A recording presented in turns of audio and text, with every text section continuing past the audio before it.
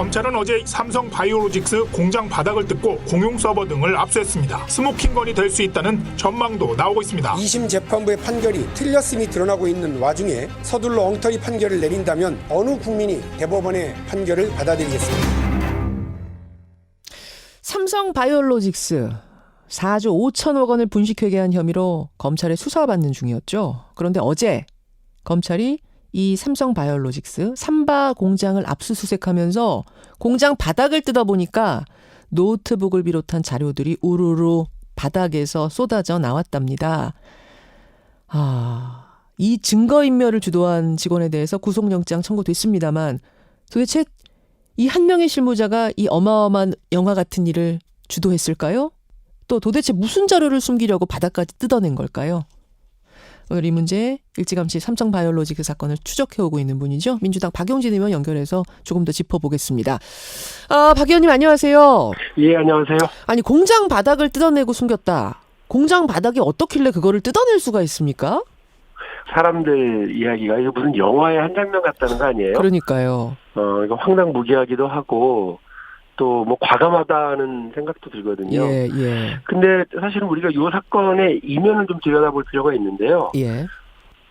이른바 이재용 사건의 핵심 사안인 승계 작업, 경영권 승계 작업이 있었느냐 없었느냐. 그렇죠. 이와 관련된 삼성 바이오로직스의 분식회계, 다시 말해서 그냥 이 사기치는 과정을 이렇게 숨기려고 했던 거 아니냐 이제 이거거든요. 예. 그런데 이게 사실은 삼성물산과 제이모직의 합병, 그리고 이 합병에서 삼성 바이오로직스의 가치를 뻥튀기 시키는 걸로 이재용 부회장한테 결정적으로 이득을 준 합병을 성공시켰던 요 과정이 2015년 7월 전후로 해서 있었다는 얘기죠. 예. 그런데 무려 4년이 지난 지금까지 이거를 이렇게 방치해놓고 있다가요. 뒤늦게서야 검찰 수사가 시작이 되니까 우다다닥 이걸 숨겼다고 하는 얘기는 사실은 삼성의 자만이 부메랑으로 돌아왔다는 게 제 생각이에요. 자, 잠깐만요. 그러니까 여러분 네. 제가 이 삼바 고의 분식회계 사건 언급할 때마다 다시 설명드리고 하는 부분이긴 합니다만 이게 왜 중요하냐? 이 고의 분식회계 사건이 왜 중요하냐 하면 삼성 바이오로직스 주식을 제일모직이 가지고 있어요. 근데 그 제일모직 주식을 이재용 부회장이 가지고 있어요. 엄청 많이요. 엄청 많이요. 반면에 이 부회장은 삼성물산 주식은 없었던 거죠. 단 한 주도 없었고요. 단 한 동생분들도 단 한 주도 없었어요. 그룹 경영 승계를 하기 위해서는 제일모직하고 삼성물산 합병이 필요했고 그렇죠. 삼성 바이오로직스 주식이 뻥튀기가 돼야 그 위에 제일모직 주식도 연달아 뻥튀기가 되고 그래야 삼성물산과 합병할 때 유리하게 합병할 수 있게 된다. 이런 지금 시나리오 하에 검찰이 수사를 하고 있는 거죠. 맞습니다. 한 가지 더 중요한 건 만일에 이때 이 뻥튀기 과정 그리고 그 이후에 분식회계 과정이 없었으면 자본 잠식 상태 회사라는 게 드러났을 거고요. 그러면 합병 자체가 불가능했어요. 그렇죠. 유리하게 되는 것 자체가 아니라 그러니까 이거 자체가 엄청난 범죄 행위였기 때문에 이 전체를 숨기기 위한 노력이 이제 드러나고 있다. 이게 핵심인 거죠. 근데 설마 누가 우리 삼성을 건드려. 그리고 어떤 검찰이 우리를 뒤져. 이건 말도 안 돼. 이러면서 그냥 이렇게 내버려 두고 있다가요. 이제 와서 우다다닥 바닥 뜯고 그 핸드폰 뒤지고 서버에 있었던 여러 핵심 자료들 다 삭제하고 이렇게 하다가 이제 검찰이 제대로 수사를 하면서 하나하나 드러나고 있는 거죠. 우다다다다닥 숨긴다고 숨긴 것이 공장 바닥 뜯어냈고 그 밑에다가 숨긴 거예요. 작년 5월에서 7월 사이쯤에 벌어진 일일 거라고 지금 검찰이 보고 있더라고요. 삼성의 자만이 자충수로 다가오고 있다 이런 생각입니다. 그래서. 아니 근데 그런 거 없애려고 증거 인멸하려고 하면 뭐 강에다가 버린다든지 산에다가 묻는다든지 그렇게 없애야 됐을 것 같은데 어떻게 공장 바닥에다 뜯어내고 그걸 숨겼죠? 그게 가장 안전하다고 생각했던 것 같아요. 차라리. 그리고 이 과정에서 보면서 와 정말 대단하다. 국가기관, 감시기관 다 농락하고 여기까지 온 거니까 제가 볼 때는 이게 진짜 각종 범죄 행위의 종합 선물 세트 아닌가 하는 생각이 들어요. 그 공장 바닥까지 뜯어내가면서 그 안에 숨겨야 했던 자료는 구체적으로 무엇이었을까? 어제 어떤 것들이 나왔던 거죠? 그 서버하고 노트북이랍니다. 그러니까 관련자들의 노트북들이 그냥 아예 싹 다 들어서 갖다 묻어놨고요.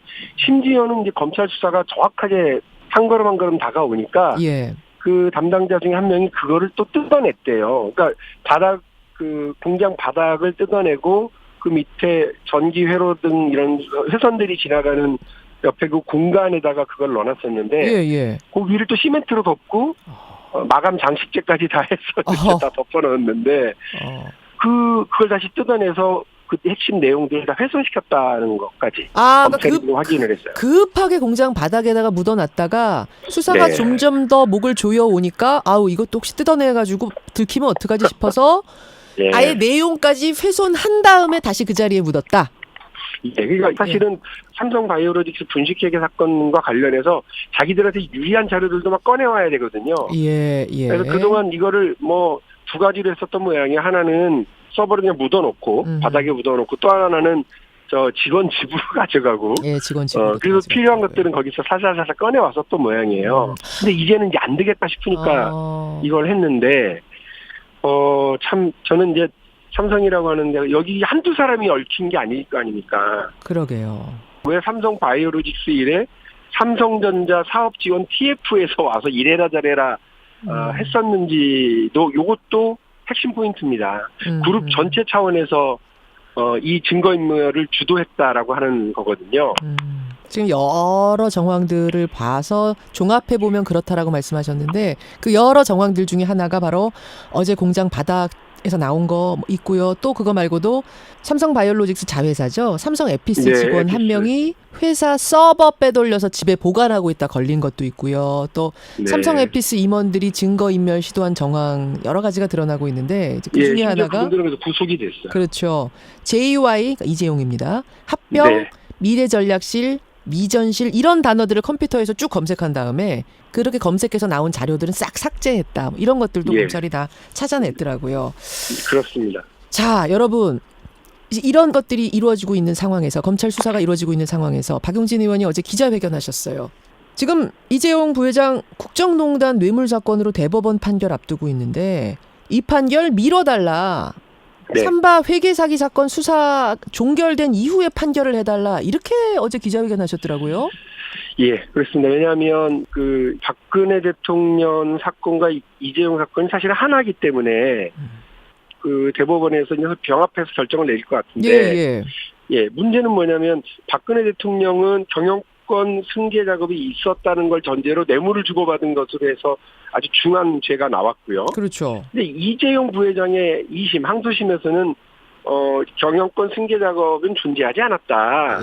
이렇게 판정을 내리면서 집행유예로 풀려나와 있는 상태예요. 무죄가 됐죠, 2심은. 예.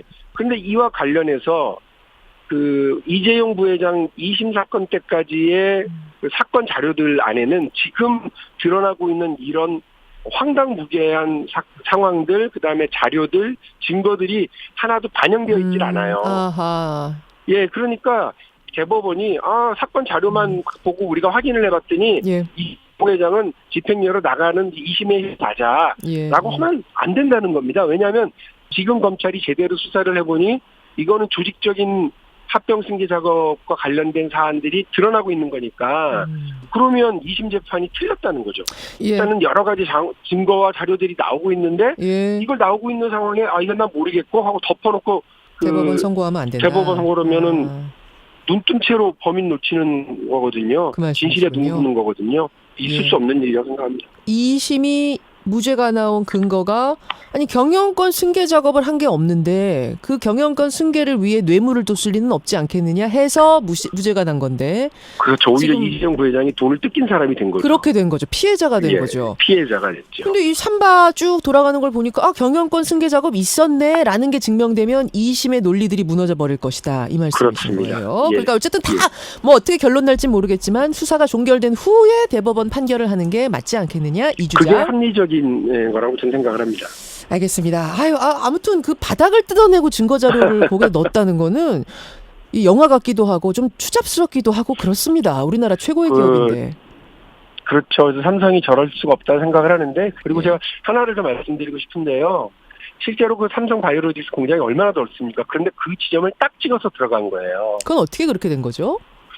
많은 사람들이 공모해서 이 나쁜 짓을 하다가요, 이 공조가 무너지고 있다라고 하는 것이기도 하고요. 그 회계법인들도요, 자기들도 이미 자기들이 살기 위해서 말을 다 바꾸기 시작했고요. 예. 이제 완전히 이제 무너져가고 있다. 그래요. 그리고 검찰이 참 수사를 제대로 이번에는 하고 있는 것 아니냐는 생각도 하게 돼요. 자, 그걸 끝까지 보고 대법원 판결 내려도 늦지 않을 것이다. 그것이 의혹 모두 다 해소하고 털고 가는 것일 것이다. 여기까지 말씀 듣도록 하겠습니다.